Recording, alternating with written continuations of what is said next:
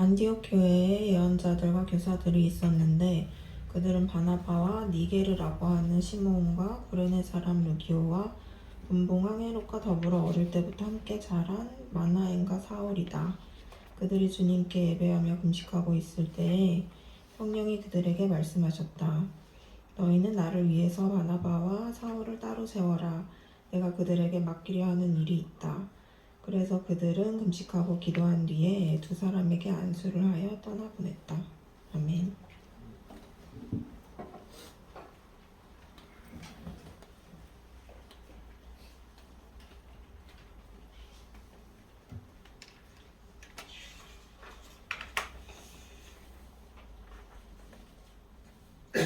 오늘 본문 사도행전 13장 1절에 3절인데 간단하지요? 안디옥 교회가 그 성령님의 지시를 따라서 바울과 바나바를 선교사로 파송한 이야기입니다. 여기서 예언자는요, 안디옥 교회 예언자들과 교사들이 있었는데 예언자는 점치는 자가 아니라 설교가를 말합니다. 예언의 정의가 시대를 해석하는 하나님의 말씀인지라 저희 교회 같으면 지금 이 시간 주일 예배의식 때에 이 설교하고 또 하나 교회 기도 시간에 그 뉴스 브리핑을 통해서 우리가 무엇을 기도해야 하는지 확인하는 시대에서 이 둘이 우리 교회에 또 교회를 통해서 증거되는 예언입니다. 어쩌면 형식은 덜 갖추어지지만 교회 기도에서 짧게 언급하는 촌평이 더 직접적인 예언이기도 할 것입니다. 네, 안디옥 교회는 이렇게 설교도 하고 성경복음 인도하는 그 예언자들과 교사들이 5명 있었습니다. 파란색 글씨처럼 바나바, 그 다음에 니게르라고 하는 시므온, 구레네 키프루스 사람이죠. 구레네 사람 루기오하고 그 다음에 마나엔, 이 사람은 분봉왕 헤롯과 불알 친구라고 소개하고 있죠. 그리고 사울, 나중에 바울이 된 사울, 이렇게 5명입니다. 그 교인들 전부가 설교자고 교사는 아닙니다. 영적으로 성숙화해서 교회 공동체에서 확실하게 인정된 사람들이 이제 성경 인도를 하고 말씀을 가르치는 교사, 또 설교를 나온 예언자들이지요. 오늘날 대한민국 기독교에서는 그 신앙과 인격의 성숙이 교회 공동체에서 자연스럽게 확인이 되고 인정된 사람이 교회 지도자, 목사로 세워져야 되는데 그게 아니라 무슨 전문 코스 거치듯이 한 3년 또 많으면 7년 신학교 다니기만 하면 목사로 인정되는 게 사실은 대한민국 교회 문제의 큰 원인입니다. 예컨대 새로이 목사를 청빙을 해도 이 사람이 제대로 아는 사람이 아니라 경력만 보고 한두 번 좋은 인상을 받았다고 목사를 청빙했다가 어려움을 겪는 교회들, 난리치는 교회들 많은 게 안타까운 현실입니다. 교회가 사람을 키워야지요. 교회가 원래 예수님의 제자들의 공동체의 제자를 키우는 데고 자연스럽게 교회 생활을 함께 하면서 교사로 또 예언자로 하나님께서 소명과 은사를 주신 분들이 있습니다. 그 사람들 교회 지도자로 세워가야지요. 그리고 안디옥 교회는 예언자 교사들이 복수지요. 딱 한 사람 아니었지요. 사역을 하는 팀이 있었습니다. 팀으로 사역하는 게 바람직하고 아름답습니다. 저희 교회도 저하고 두 인도자 집사님들하고 팀으로 사역합니다. 아마 인도자 팀 멤버가 늘어나는 만큼 교회 식구들도 양쪽으로 많아질 것입니다. 지금은 저희 교회 자매 인도자가 없는 게 아쉽지요. 자매 인도자 우리에게는 없습니다. 각 사람이 예수 그리스도 주님으로, 저희 교회 함께하는 또 저희 교회 만나는 각 사람이 예수 그리스도 주님으로 온전히 관계를 맺고 예수님 따라서 그리스도 안에서 성숙한 자를 잘 세워지도록 돕는 게 그게 교회의 사역입니다. 저희 교회는 지금 자매 인도자가 아쉬워요. 인도자 넘어서 원로격인 지도자격인 권사님이 계시지만 연로하신 권사님 1대1 성경 공부하고 쫓아다니면서 교제하고 그럴 수는 없잖아요. 그래서 지금은 우리 교회 예언자와 교사격에 해당하는 사람이 이제 3명이지만 여러분 모두가 잘 배우고 예수님 잘 따라서 성숙화해서 교회의 설교가 교사로 잘 세워지기를 바랍니다. 세상에는요 성경 공부 배워야 하는 사람들, 사랑의 돌봄 받아야 하는 사람들이 정말 많습니다. 제가 작년부터 그 대학교에 참여하면서 새롭게 느끼는 게 그거예요. 야, 아직도 성경 공부 배워야 되는 사람들 정말 많구나. 그 대학교의 청년 중에 제가 일일이 조금만 관심을 기울이면 성경 공부도 하고 배울 사람들 많아요. 시간이 없어요, 제가. 그게 아쉬워요. 대학 분위기였어요. 세상에도 그런 사람 많습니다. 안디옥 교회는 이렇게 5명의 인도자들 중심으로 다 함께 주 예수님 배우고 따르는 교회 생활에 들어갈 때 어느 날 성령님께서 그 중에 2사람, 어쩌면 안디옥 교회의 제일 중심이 되는 2사람이지요. 바나바와 사울을 따로 세우라. 교회 내 모든 사역을 다른 사람들에게 다 위임하고 그들은 내가 새로운 일에 맡기겠다 하시면서 다른 지역의 사람들에게 복음을 전하며 하나님 나라의 도를 가르치도록 떠나 보내라고 말씀하셨습니다. 그래서 바나바와 사울은 말하자면 이제 선교사로 파송을 받고 떠난 것이지요. 이 장면에서 저희가 잘 살펴보아서 짚고 넘어가야 될 오늘날 우리들이 좀 기억해야 될 교훈들이 있습니다. 여러분 우선 이 일이요 다들 아시겠지만 순식간에 어느 날 하루아침 일어나는 것은 아닙니다. 그러니까 금식하고 주일 예배 드리는데 성령님이 말씀하셔서 주일 점심 다 같이 금식하고 오후에 파송 예배 드리고 즉흥적이거나 그렇게 즉흥적이나 충동적으로 바나바를 보는 거 아닙니다. 그 2절에서 그들이 주님께 예배하며 금식하고 있을 때 이것은요 그들이 정상적인 신앙생활 참되게 잘 드리고 있을 때 그런 뜻입니다. 특별히 이제 5사람 교회의 인도자들이 정상적으로 신앙생활하며 주님을 정상적으로 섬기고 있을 때 그런 뜻이에요. 그때 성령께서 말씀해 주신 것이고 또 성령님의 말씀 듣고 교회 인도자들이 3절에서 금식하고 기도한 뒤에 있을 때는 이게 정말 성령님께서 말씀하신 것인가 하고 확인하고 준비하는 과정이 있었습니다. 그러니까 성령님의 인도를 받는 게 즉흥적이고 상식을 초월하고 무계획론처럼 착각하지 마시기 바랍니다. 그리고 이제 금식에 대해서도 예배하며 금식하고 있을 때 금식하고 기도하는데 이게 금식이 특별한 이벤트가 아니라 이들에게는 일상적인 신앙생활의 한 모습이었습니다. 아마도 금식은 유대교 전통 영향을 많이 받았을 것입니다. 바리새인들이 일주일에 2번씩 철칙같이 금식한다고 했듯이 유대교에서는 중요한 종교행위가 금식이었거든요. 예수님께서는 제자들에게 직접적으로 금식하라고 가르친 적은 없습니다. 그죠? 예수님 제자들이 너희도 금식 꼭 정기적으로 해야 돼 가르친 적 없어요. 근데 이제 다른 맥락에서 금식할 때가 오나니 그렇게 말씀하셨고, 근데 언제가 금식할 때다 이런 것도 가르쳐주지 않았고요. 기도와 금식에는 이런 이유가 나가지 않느니라 이런 말씀인데 그 부분은 성경에 어떤 사본에 보면 금식이라는 단어가 없습니다. 어떤 사본이 있고 어떤 사본은 없습니다.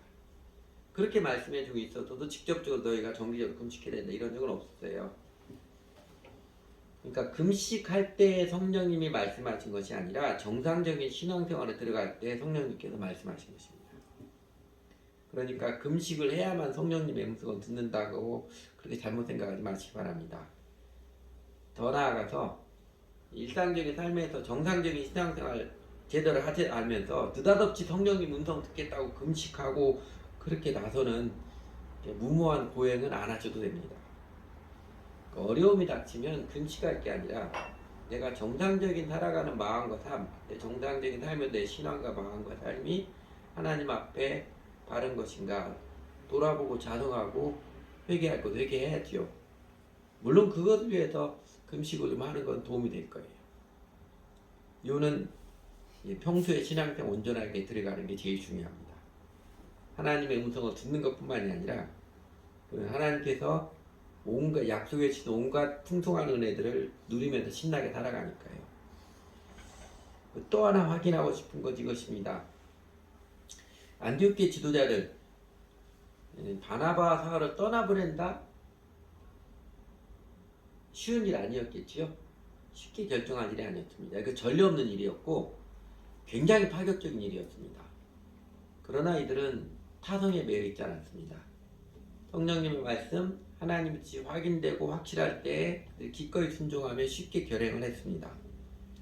이렇게 해서 그 바울의 1차 선교여행이 시작되었는데 그리고 여러분, 이들이 선교사로 나간다고 유라 떨지 않았지요. 성령님 말씀하시자 그냥 쉽게 떠났습니다. 물론 바나바와 사울이 아무런 준비, 그리스도인 그 전도자로서 소양이나 성품이 갖추어지도 않았는데 무조건 해외에 나가겠다고 방방 뜨고 그러지 않았습니다. 그리고 선교사가 되는 게 무슨 어깨에 힘주는 대단한 일인 것처럼 우쭐대지도 않았고요. 우리나라 해외 선교가 80년대 후반부터 붐이 일기 시작했다가 1988년에 선교한국 1회 대회 했던 것처럼 그 전부 붐이 일기 시작했다. 90년대 초반에 제일 매우 활발했습니다. 그러기 전에 우리나라 교회가 해외 선교사로 나가란다는 매우 드문 때 68년에 브라질 아마존 원주민들에게 그것도 평신도 선교사로서 복음을 전하러 간 선배님이 있습니다. 김성준 선교사라고 여러분 이름 들어보셨을 거예요. 1936년생인데 돌아가셨는지 안 돌아가셨는지 제가 소식을 듣지 못했습니다. 인터넷에서 찾아봤는지 그 돌아가셨는지 안 돌아가셨는지 소식이 없더라고요. 이 1988년 선교한국 제1회 대회 때 이분이 오셔서 간증을 했습니다. 여러분 그 인터넷에 보면 김성준 브라질 선교사, 김성준 선교사 동명이인도 있거든요. 김성준 브라질 선교사인데 그 영상 한번 찾아서 보십시오. 굉장히 재밌습니다. 우선 굉장히 재밌고요. 정말 실제적이에요. 그때 그분 쉽게 이렇게 말했습니다. 그분이 뭐냐면 그냥 선교사, 전도사 이런 말 안 썼으면 좋겠다고. 그냥 전도자, 선교하러 다니는 사람 이러면 됐지. 뭐 굳이 뭐 선교사, 전도사 이러냐고 그러더라고요. 그러면서 선교사 별거 아니에요. 그냥 이 땅에 살면서 그리스도인으로서 전도하며 살다가 해외로 이사가면 선교사라고. 맞죠? 살면서 전도자로서 예배자로 잘 살아가다 해외로 이사가면 전도자죠. 선교사죠. 그러니까 자기 나라 땅에서 한 번도 전도 안 해본 사람, 제자를 살아본 일이 한 번도 없는 사람이 갑자기 해외 선교사가 되겠다고 나서는 것은 그 넌센스입니다. 다시 반복하면 오늘 평소에 살아가는 모습이 중요합니다. 여러분 오늘 저희 교회에서 예배자로서 그 연단된 인격 아름다운 전도자로서 잘 성숙하시기 바랍니다. 잘 배우고 잘 훈련을 받아서 영적으로 성숙한 그리스도인이 되어서 하나님 함께 하시는 그 생명과 능력을 풍성하게 누리며 더 신나게 인생을 살아가시기 바랍니다. 지금까지는 음식에 비유하면 오늘 설교의 에피타이저였고요. 이제 오늘 설교의 메인 디시 성령님의 음성을 듣는 법에 대해서 말씀드리겠습니다. 한때 저희 교회 대한민국 교회 그 캠퍼스 선교단체는 예수전도단은 우리나라 그 미국 선교사님이 저기죠. 갑자기 이름이 오대원 선교사님이죠. 그분이 시작했다가 유스 위더 미션 YM하고 합쳤죠.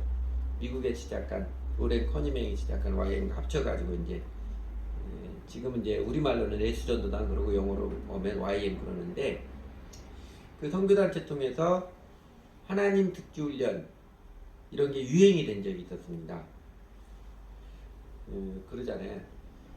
거지 전도여행 갔는데 그 다음에 어디로 갈까? 정처 없이 갔다가 내거리길에서 이쪽으로 갈 것이냐. 우리가 하나님의 음성을 듣자 해서 가만히 하나님 마음 음성을 들을 때 오른쪽으로 가라면 오른쪽으로 가고 그런 거죠. 꽤 재밌는 방법이죠. 사람들에게 해보고 싶게 만드는 호기심을 꽤나 자극하는 방법입니다. 근데 그 유스위드 미션은 YM 예수전도단은 선교단체 중에는 대한민국 선교단의 후발주자입니다. 그러니까 대부분 선교단체들이 뭐 CCC나 IMF 이런 선교단체들이 시작이 1960년대 초반 중반부터 시작을 했고 그러다가 꽃이 핀 게 70년대 후반 80년대 아주 꽃이 피었는데 유스위드 미션 YM은 2000년대 이후에 좀 활발해졌죠. 물론 시작은 80년대 전부터 했습니다. 다른 선교단체들 2000년대 이후로 좀 쇠락의 길을 내려갈 때 그리고 다른 선교단체들은 성경 공부를 중시했습니다. 그 이전에는 한국교회 없던 성경 공부 중심했었는데 YM은 예배를 강조해서 성경부 예배를 강조해서 2000년대 이후에는 홀로 부흥했던 선교단체인데요.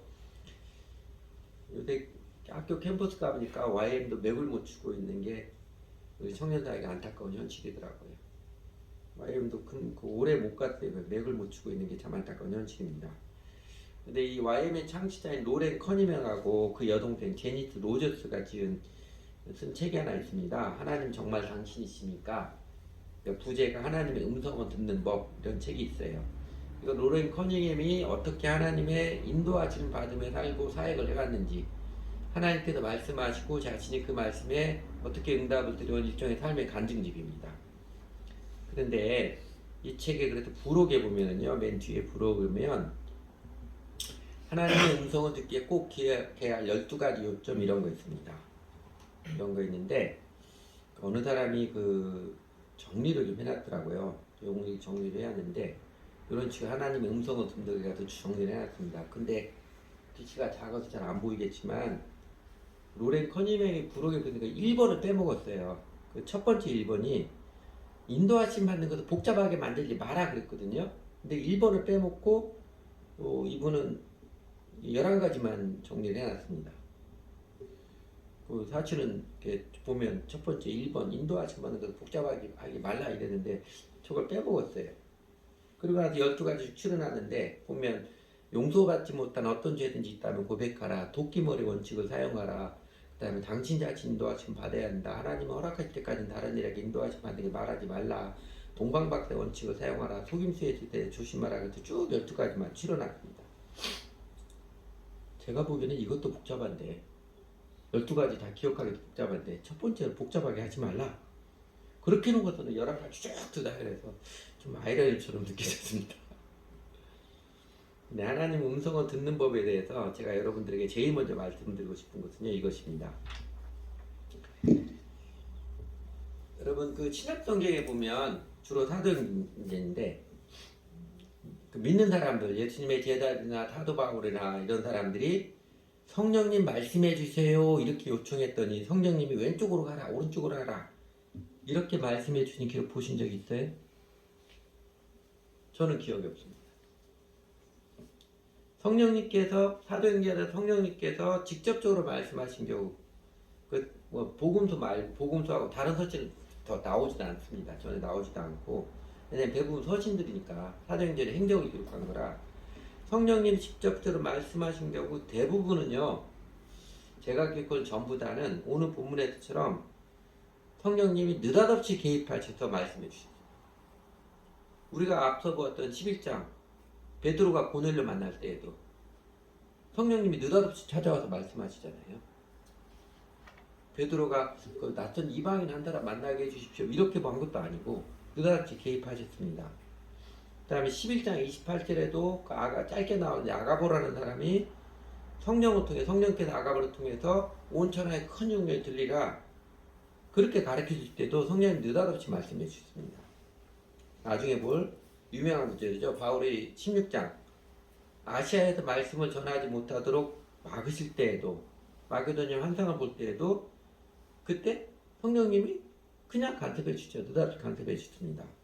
나중에 27장 바울이 탄 배가 로마로 이제 갈 때 로마로 가는 배가 난파되었잖아요. 다 죽게 생기는 두려움이 임할 때 그 밤에 성령님께서 바울에게도 이 사람들은 입에 따라는 안 죽는다. 그렇게 말씀해 줄 때에도 성령님이 느닷없이 찾아와서 그러니까 제자들이 필요한 때 성령님이 알아서 말씀해 주셨습니다. 물론 이런 장면이 있습니다. 구약성경에 보면 사무엘상 23장에 보면 다윗이 하나님께 기도하며 하나님 제가 블레셋을 치러 갈까요? 물으니까 하나님 가라 대답해 주셨습니다. 그래서 그일라 마을 사람을 구출하지요. 그런데 다윗이 그일라에 있다는 소식을 알고 사울이 다윗 잡으러 옵니다. 그래서 다윗이 물어봅니다. 하나님 사울이 정말로 저를 치러 내려올까요? 사울 치러 내려온다 그랬어요. 근데 그일라 사람들 저한테 은혜를 입었는데 구원을 받았는데 그러면 사울이 내려오면 그일라 사람들 저를 넘겨줄까요? 그랬더니 그일라 사람이 너 배신한다. 그게 금방 들려준 적이 있어요. 근데 여러분 이 모습도 다윗이 항상 기도하며 살면서 야훼 하나님께 친밀하게 동행하며 살았던 삶의 단면을 소개한 것이지 다윗이 그 위기의 때만 평소 때는 기도도 안 하다가 위기가 닥치지만 그때만 주술적으로 하나님의 음성을 들었다는 그런 메시지 아니에요. 그러면 성령님의 음성을 듣는 것에 대해서 제가 우선 드리고 싶은 말씀은 이것입니다. 성령님의 역사를 만들어내려고 하지 마십시오. 내나 내 마음대로 살다가 그냥 일요일에 예배 한 번만 나오는 기독교 종교인으로 살다가 급한 일이 닥치니까 무슨 그 공식 대입하는 수학 문제 풀듯이 주술적인 방법으로 성령님의 음성을 듣는다? 웃기는 일 하지 마시기 바랍니다. 물론 오죽 절박하면 지푸라기 잡는 심정으로 그렇게라도 하겠냐 싶은 때도 있지만요. 그 절박할 때는 그냥 열심히 주님 앞에 나와야지요. 회개하고 열심히 나도 간구해야지요. 또 간절한 마음으로 회개하고 열심히 기도로 나오면 그때 성령님의 음성을 들려줄 때도 있고 그럴 것입니다. 근데 그냥 간단하게 우리 성령님의 음성을 들읍시다고 하면 간단하게 문제를 해결하려는 그 얄팍한 속셈으로 살지는 말아야지요. 하나님의 음성, 성령님의 음성 필요하시면 알아서 말씀해 주십니다. 제가 여러분들에게도 성령님의 직접적인 음성을 들은 간증 이제 몇 차례 말씀드렸는데 다시 반복하지는 않겠습니다. 지나가서 생각해 보니까 너무 뚜렷해가지고 너는 누구 믿고 사역할래? 뭐가 좋으냐? 이렇게 말씀하시는 제 경험에서 성령님께서 알아서 말씀해 주십니다. 그러면 여러분 성령님이 어떤 사람에게 말씀해 주시겠습니까? 사실 아무에게나 말씀해 주시는 것도 아니고요. 또 성령님께서 말씀해 주셨는데도 못 듣고 또 무시했다가 뒤늦게 후회하고 낭패를 겪는 일도 많이 있으니까요. 답은 사실 뻔하죠. 이 질문은 뻔한 질문입니다. 성령님께서 어떤 사람에게 말씀해 주시겠어요? 성령님께서 내 안에 계셔야 하고 또 그 성령님과 관계가 좋아야 성령님께 필요할 때 적절하게 말씀해 주시고 우리가 듣고 응답하고 하는 게 당연하지요. 그러니까 예수님을 주님으로 믿지도 않는데 껍데기 종교인에 불과해서 사실은 성령님께서 그 마음에 계시지도 않는데 성령님 동쪽으로 갈까요? 서쪽으로 갈까요? 음성을 듣겠다고 요행적, 주술적 용을 쓰는 것 넌센스입니다. 성령님을 내 안에 모시는 것은 예수님을 주님으로 온전하게 관계를 맺는 예수님을 나의 주님으로 관계를 맺는 정직한 믿음 예수님께 헌신이고요. 성령님과 좋은 관계는 다른 말로 표현해 성령 충만이라고 그러지요. 내가 예수님의 제자로서 예수님을 배우고 따르는 신앙생활을 올바르게 온전하게 잘 드리며 생활하는 것이죠. 이례적인 행사로 성령 충만되는 게 아니에요. 내가 예수님의 제자로서 예수님을 배우고 따르는 신앙생활을 올바르게 온전하게 잘 드리며 생활하는 게 성령 충만한 삶입니다. 그러니까 예수님을 나의 주님으로 헌신한 관계 이거 명확히 하고요. 주 예수님을 배우고 따르는 신앙생활 두 날개라고 그랬죠. 개인 경건 생활하고 교회 공동체 생활 온전하게 잘 드리며 살아가면요. 성령님께서 필요할 때 한마디씩 직접적으로 말씀해 주신 놀라운 경험, 신바람 나는 경험 다 합니다. 정직한 제자는 다 해요. 예수님의 제자들에게는 예수님의 그 멍에를 베고 예수님을 따르며 배우며 살다 보면 그때 약속하신 쉼, 생수의 강이 흘러나오라는 환희 양들은 내 음성을 듣나니 요한복음 10장에서 가르치는 것처럼 이거 다 경험하는 게 자유스러운 일이에요. 그러면 여러분 우리 주변에 교회 다니는 사람들 중에 그 성령님의 음성을 듣고 그런 경험이 있는 사람이 매우 적은 것은 왜 그럴까요? 이것도 참 쉬운 질문이죠. 다 명확해요. 제대로 믿지 않았고 신앙생활 제대로 하지 않으니까 성령님이 동행해 주시며 신바람 나게 짜릿하게 터치해 주시고 말씀해 주신 하나님 경험이 없는 것입니다. 우리가 극복해야 될 우리 스스로 극복하고 또 우리가 도전해야 될 우리 시대 교회의 과제가 이것이라고 생각합니다. 예수를 믿는 것에 대한 피상성 극복하는 것. 일요일에 예배 한번 드리면 다 되었다고 여기는 껍데기 종교 풍조 이게 엄청 큰 잘못이라는 것 이게 속고 있는 것이라는 것 깨우쳐 줘야 합니다. 그래서 정리 반복해서 말씀드리면 성령님의 음성을 듣는 법에 대해 제일 중요한 원리인 것입니다. 내가 막 용을 써서 성령님께서 그런 거 안 해도 돼요. 쉽게 말하면 예수님 주님 믿고 정상적으로 신앙생활 들어가면요 성령님 필요할 때 말씀해 주십니다. 기가 막히게 말씀해 주시죠. 그러니까 여러분 예수님을 주님으로 제대로 믿지도 않으면서 성령님 음성 듣겠다고 뭐 폼 잡거나 뭐 난리치고 그러지 않고 하지 마십시오. 또 그런 거 한다는 사람에게 혹하거나 쫄지 마십시오. 그냥 눈을 지그시 감고도 뭐 현자탈 본 것처럼 성령님 김치찌개 먹을까요? 된장찌개 먹을까요? 이런 코미디 따라하지 마십시오. 성령님이 없다가 사람이 만들어내려는 그 무모한 일에 여러분 혹하지 마시기 바랍니다. 대신에 이건 해야 합니다. 예수님을 주님 온전히 관계를 맺는 것. 주 예수님을 따르며 섬김을 살기로 내 마음과 인생을 온전히 확정하는 것. 이건 해야지요.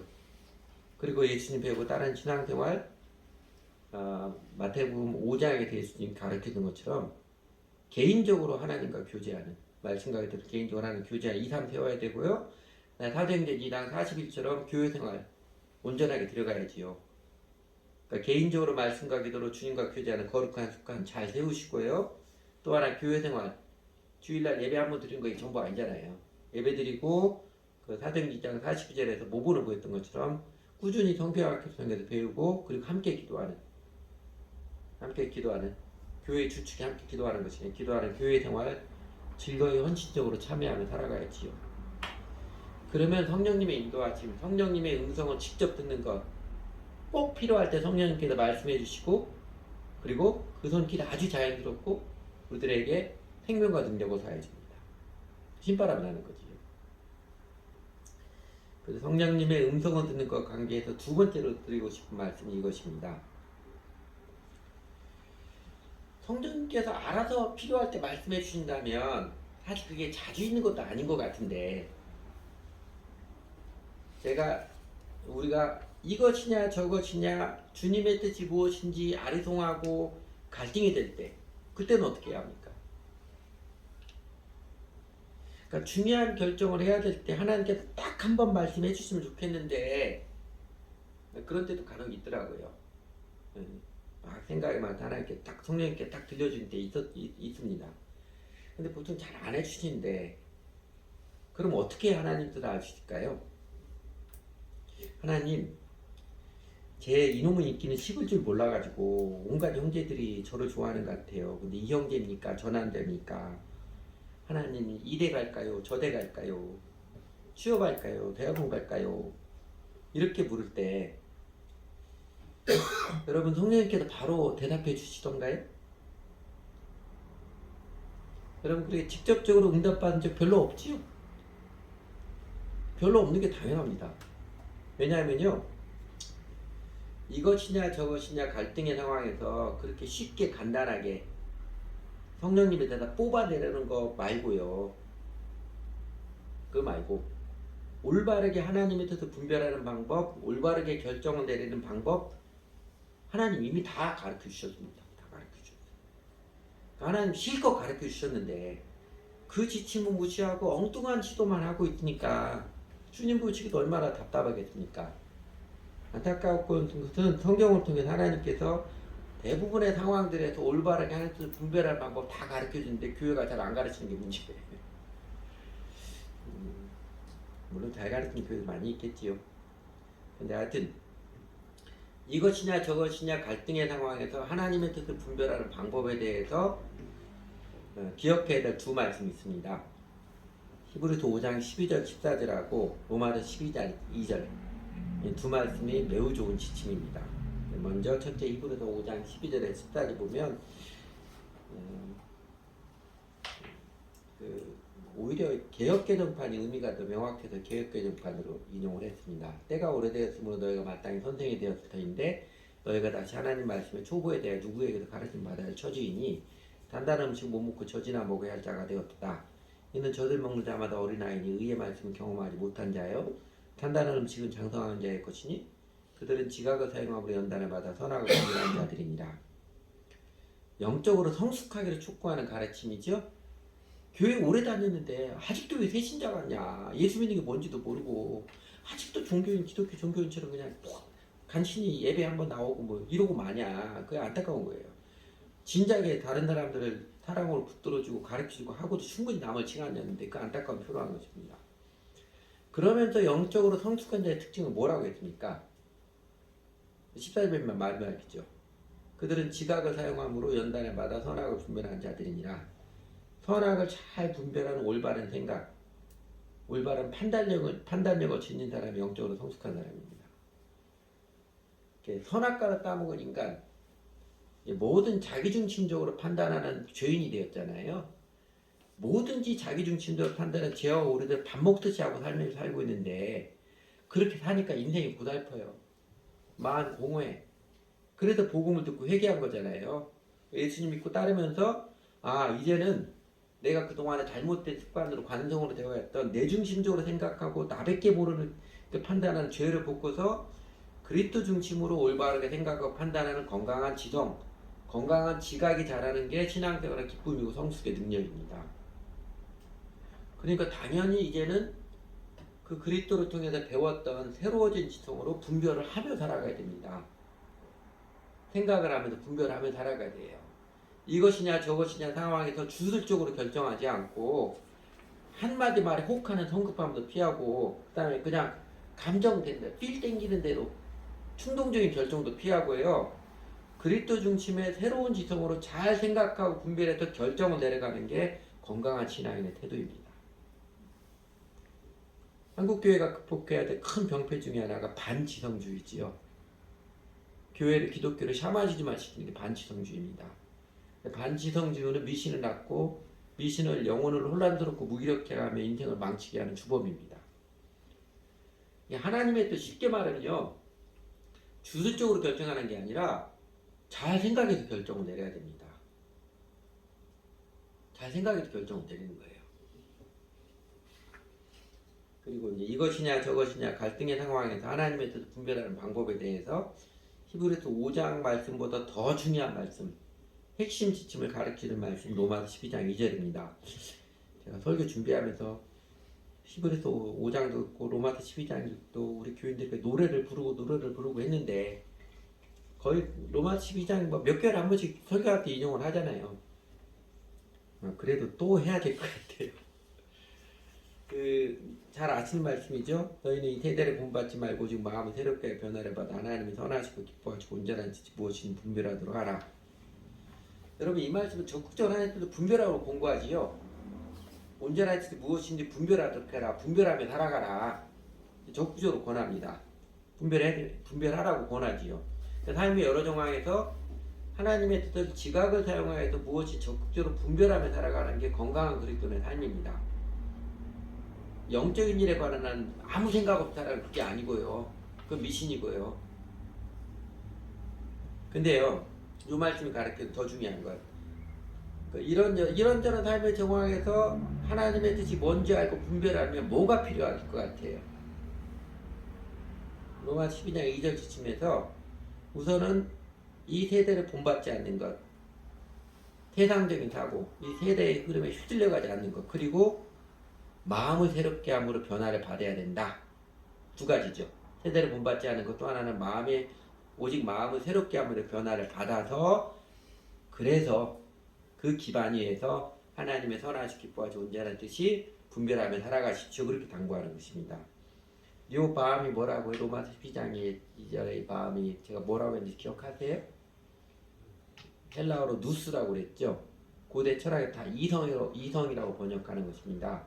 보통 내 마음을 알아주셔야 할 때 그 하트가 아니라 여기서는 영어 성경 다 보면 마인드라고 번역을 했습니다. 즉 생각과 가치관이 변화되어야 됩니다. 생각과 가치관이 변화돼야 하나님도 올바른 분별을 해요. 그러니까 내가 세상적 가치관, 내 이기적인 가치관을 꽉 차 있으면요, 어떤 일이 있어도 결국은 세상적인 가치 기준, 이기적인 가치 기준으로 이게 옳다, 그렇게 판단하게 되어 있어요. 그러니까 우리가 그리스도 중심적인 성경적 가치관으로 변화되어야 올바른 하나님의 뜻을 분별할 수 있고, 그래서 하나님의 은혜의 능력, 생명을 누리며 살아갑니다. 양약은 고구이나 이어병이요 충언은 역이나 이어행이라. 무슨 말인가 아시죠? 한자로 그냥 요약했던 거. 쓴 약은 좋은 약은 입에 쓰지만 병에 유익하고, 그 다음에 그 충언은 듣기 싫지만 사실은 유익한 것이고, 그 이야기죠. 그렇게 하듯이 내 감정, 귀에 거슬리는 말, 자존심 상하는 말, 이런 차원을 넘어서서 이게 내 감정을 좋게 하든 나쁘게 하는 것이든 또는 내 친한 사람, 사랑하는 사람이 말하는 것이든 내가 좀 싫은 사람이 말하는 것이든 옳은 말과 그른 말을 분별할 줄 아는 그 가치관이 잘 서야 하나님께서 올바로 분별을 합니다. 그래서 사도행전에서 누누이 나타나는 게 뭐예요? 예수 믿는 사람들이 그렇게 많이 배운 것입니다.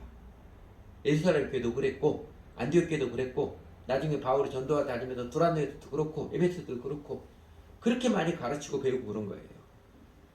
저희가 우리 교회가 설교 듣는 것뿐만이 아니라 성경학교 꾸준히 하고 그리고 주중에도 신앙 입문과정 배우십시오. 개인교제 꾸준히 많이 하고자 하는 이유도 이것 때문에 그렇습니다.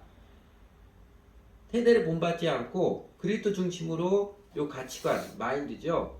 가치관이 새롭게 정립돼야 되면요. 아무리 그냥 예배 많이 드려도요. 종교의식 많이 해도 중요한 순간에 세상적인 가치관으로 기울어 가요. 그러면서 하나님의 은혜를 경험 못하니까 하나님 원망하고 탓하는 이 안타까운 일 반복합니다. 특히 여러분 우리 교회 20대, 30대 우리 청년들이요. 인생 계절에서 20대, 30대는 가치관을 세우는 중요한 기간입니다. 여러분 아무것도 안 해도 20대, 30대 거치면서 가치관이 세워져요. 세상의 모습 보고 텔레비전 보고 유튜브 보고 하면서 이리저리 잡동사니 모아는 가치관 여러분이 영향을 받아 세워집니다. 내가 적극적으로 하나님 말씀에 따라서 내 가치관 세우지 않으면요. 눈에 보이는 것, 세상 사람 하는 이야기 이런 것들은 이상한 가치관, 그걸 통일성도 없고 개똥철학 같은 가치관 세워집니다. 그런 것들이 다 분별해 될 수 있을 만큼 20대, 30대 이 중요한 때 성경을 많이 읽고 그리스도 말씀에 풍성히 거하게 하고 많이 토론하고 교제하고 하면서 많이 배워야 되는 때입니다. 그래서 예수님이 자기 이름의 유대인들에게 너희가 내 말에 거하면 마침내 진리를 알지니 말씀 안에 거하라고 풍성히 거하여서 그 말씀으로 가치관 잘 세우라는 것이죠. 여러분 게임하지 말고요. 제발 우리 청년들 유익한 사람들하고 교제하고 토론하고 성경 부지런히 배우고 성경학교 위에서 성경국 예습 잘하고 많이 배우십시오. 청년의 때 잘 배운 게 평생의 보약과 능력이 됩니다. 그러므로 이것이냐 저것이냐 그 인생의 갈림길목에서마다 하나님의 뜻은 다시 이렇게 합니다. 평소에 잘 배워서 성경적 가치관을 잘 세우고 그 갈등의 순간마다 그 새로워진 지각, 새로워진 마인드를 사용해서 잘 생각해서 분별해서 결정하십시오. 그렇게 살아가는데 성령님께서 그게 아니다 싶을 때는 우리가 우리 틀을 아직도 벗지 못해 그게 아니다 싶을 때는 알아서 개입해 있어 말씀해 주십니다. 오늘 본문 안디옥 교회처럼요. 사실 이렇게 5명의 지도자 가운데 그 중에 제일 중심되는 바나바와 사울을 딴 데로 보낸다? 이거는 전혀 생각할 수 없는 새로운 일이잖아요. 그러기에 그냥은 생각보다 성령님께서 직접 개입해서 말씀해 주시고 그랬습니다. 바울이 마게도니랑 환상을 보고 유럽으로 복음을 전하러 갈 때도 사실 바울이 자신이 하나님 앞에 생각하고 결정할 계획에 온전히 충실하여서 여러 가지 어려움이 있어도 애써서 아시아로 복음 전하러 가잖아요. 거기에 온전히 충성해서 다른 생각 잘 못하니까 성령님께서 환상을 통해서 마음을 넓혀주신 것입니다. 성령님께서 우리에게도 그렇게 하십니다. 정상적인 신앙생활 제대로 해가면서 우리도 하나님 앞에서 잘 분별하며 충성하며 살아갈 때 성령님께서 보시기에 필요하다 싶으면은요 우리가 미처 보지 못하고 생각지 못하는 길을 인도하실 때 직접 말씀해 주시기도 하십니다. 그럼 여러분 이렇게 성령님의 음성을 들으면 뭐가 좋을까요? 나도 성령님의 음성 들었다? 자랑하라고 음성 들려주신 건 아니겠지요? 신앙은 계급장이 아니니까요. 안디옥 교회 지도자들 보면 요걸 제가 안 넘겼네. 그래서 여러분 로마 12장 그 우리말 어떤 성경에도 오직 여러분 생각이 새로워짐으로 그 마음을 생각으로 바꿔서 번역했는데 이 번역이 차라리 나을 것 같아요. 이번에 차라리 나을 것 같습니다. 안디옥 교회 지도자들 보면은요 그 성령님의 음성을 들었을 때 자신들의 한계를 뛰어넘는 은혜를 경험했습니다. 그러니까 교회 지도자는 선교사로 파송하는 자신들의 생각의 한계를 뛰어넘는 새로운 도전을 감행을 했고요. 그리고 그 결과로 인류 역사의 복음의 대행진을 시작하는 인류 역사의 획을 긋는 하나님 나라의 일에 참여하는 놀라운 하나님의 영광을 그들은 경험을 했습니다. 성령님의 음성을 들으면 뭐가 좋은가? 제 경험 하나 말씀을 드리겠습니다. 이것도 여러분 가까이 있는 분들이 여러 번 들어서 다 기억할 텐데 그렇다고 없는 거 만들어낼 수는 없고요. 전에 이제 서울침례 대학교 사역할 때 그전에 서울침례교는 이동훈 목사님 워낙 영향이 커가지고 이동훈 목사님 미국 갔다 언제 오나 이것만 기다리고 있습니다. 근데 대학부도 여러 가지 어려움들이 많아서 이동훈 목사님 한국에 집회하라 제가 몰래 좀 개인적으로 보자고 그랬어요. 이동훈 목사님 저하고 많이 친하지 않거든요. 그랬더니 집회 끝나고 와서 제가 용감하게 찾아가서 저 서울침례가 대학부 사역하는 이덕재 전도사입니다. 저 개인적으로 한번 뵙고 싶습니다. 면회를 신청을 했어요. 그랬더니 스케줄이 빡빡하니까 아침에 오라고 그래요. 아침 식사하는데 아침에 호텔로 오라고 그러더라고요. 그래서 저 이태원에 있는 그 전에 크라운 호텔인가 거기 아침에 일찍 찾아갔습니다. 그 이야기 좀 도대체 우리는 어떻게 됩니까? 이동욱 목사님 원론적인 이야기만 해주시죠. 나 한국에는 꼭 오는데 그렇다고 서울침례에 간다고 그렇게 말도 할 수 없는 거 그렇다고 큰일 난다. 그리고 한국에 꼭 오는데 오긴 오는데 그 원론적인 이야기만 하시죠. 실제로 정직하게. 그런데요. 그 다음 아침에 큐티하고 이렇게 기도하고 가만히 하는데 갑자기요 그 생각을 하고 있는데 제 마음에 딱 성령님의 음성이라고 확신합니다. 너는 도대체 누구를 기다리냐 이러시더라고요. 그러니까 제 마음에 이제 그 다음에 이제는 너는 이동훈 목사님 돌아오고 기다리냐 예수님이 다시 오고 기다리냐 딱 이렇게 도전하시는 거예요. 근데 이 한마디가요 제가 이후로 사람을 의존하지 않고 하나님 한 분을 의지하는 믿음을 키워주셨습니다. 그리고 예수님께서 다시 온 날의 소망이 실제적으로 품게 있습니다. 딱 그 한마디였어요. 물론 사람 의존하지 않고 하나님 한 분을 의지하는 믿음으로 산다고 해서 조금 이제 좀 고생도 좀 하긴 했지만 그러나 그 한마디가 제 믿음을 실제적으로 강건케 해주셨습니다. 성령님의 음성을 들으며 하나님을 체험하며 살아가면요 우리는 우리 한계를 뛰어넘게 하신 하나님의 능력과 생명을 경험합니다. 우리 믿음이 실제되게 되며 우리 안에 갈등을 거치고 확신과 평안과 담대함으로 충만하게 해주십니다. 예수님이 부자층을 가고 난 다음에 제자들에게 주신 유명한 말씀 있죠. 사람으로는 할 수 없으되 하나님으로서는 다 하실 수 있느니라. 그 주 예수님 말씀처럼 육신이 연약하여 할 수 없는 그것을 하나님은 아시나니 로마서 8장 3절 말씀처럼 인간의 한계, 자아를 충홀케 하시는 손길이 우리에게 내려주신 짜릿한 은혜이고 생명의 능력입니다. 그 성령님의 직접적인 음성도 듣고 응답하며 살아가며 그 생명의 능력을 누리며 살아가도록 여러분 주술적인 종교에게 혹하거나 껍데기 종교인의 수준에 머무르지 마시고요. 그런 것들은 오히려 미워하고 예수님을 주님으로 온전히 관계를 맺고 주 예수님을 배우고 따르는 사람 여러분 기쁘게 들어가시기 바랍니다. 기도하지요.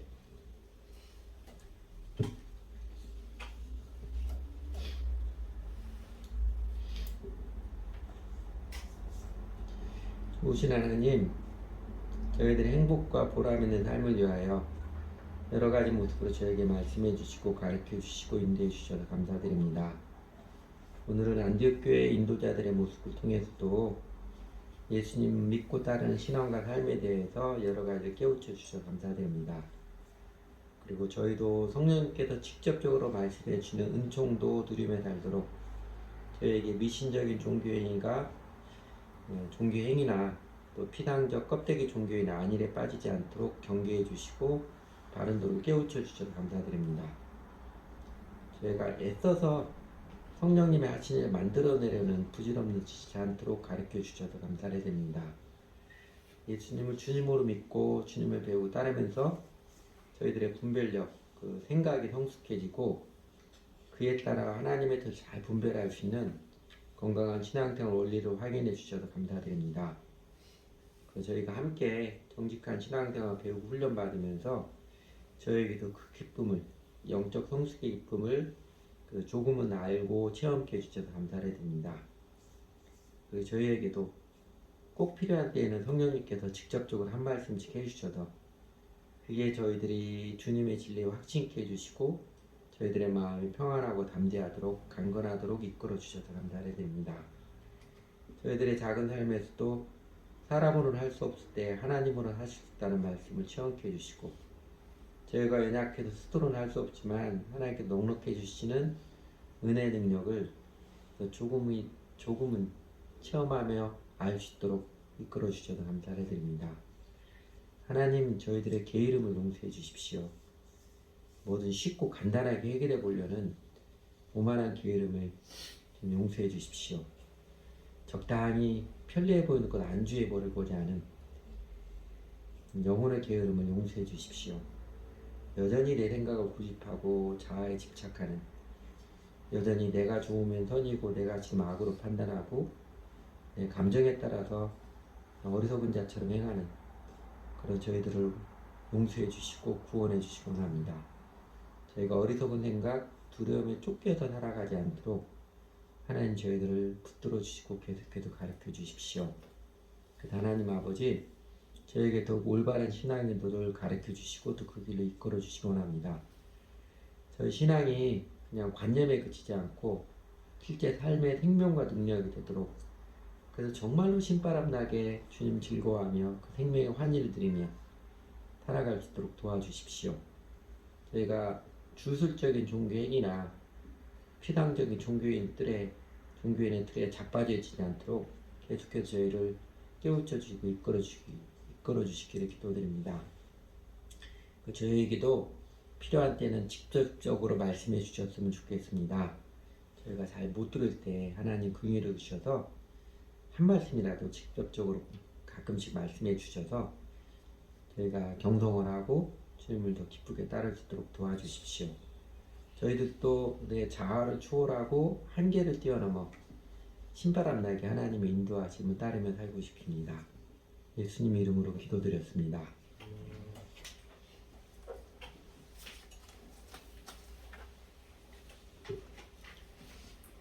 주님과 동행하는 찬송이죠. 아름다운 찬송이죠. 주님과 동행하며 살아가겠습니다.